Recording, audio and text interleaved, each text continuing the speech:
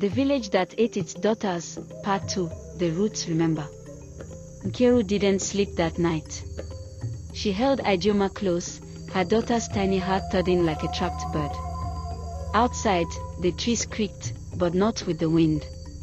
They leaned toward her hut, trunks twisting unnaturally, back cracking as if in rage. The air reeked of damp earth and something older, like breath from a sealed tomb. Ijeoma whispered in her sleep. They said I'm the last one. The Mo is hungry. Nkiru's hands trembled. She knew the legends, everyone did.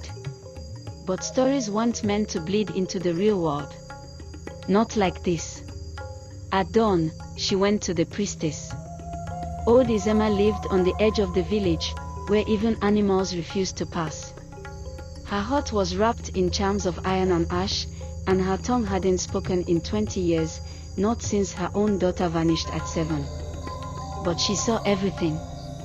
Nkiru fell to her knees and placed a bowl of palm oil and kola nuts at the threshold. I broke the pact, she whispered. Tell me how to save her. The door creaked open. Inside, the air was thick with smoke and dried bones. Izema did not speak, but she wrote in charcoal on the wall. What is taken by the Mo can be reclaimed. But the price must be one of blood, not birth. Nkiru blinked. Me? The priestess nodded once. The tree remembers the hand that planted it, she wrote. But to pull up the roots, you must bury yourself.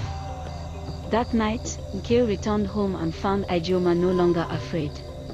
She stood at the window, watching the forest. They are calling again, she said softly. The girls want me to play. They said the Mo is under us. Not in the woods. Beneath the village. Beneath me.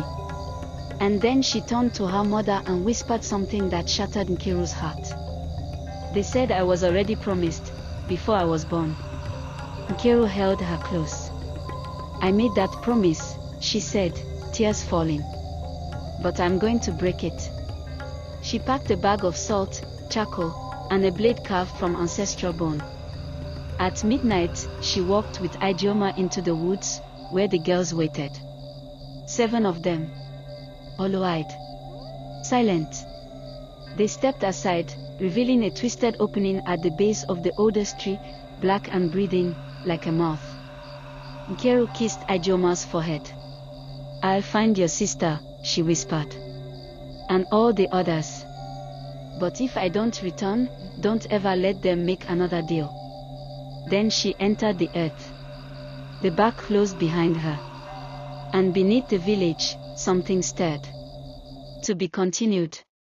Would you dare descend into the mouth of something older than your ancestors, just to reclaim what was stolen?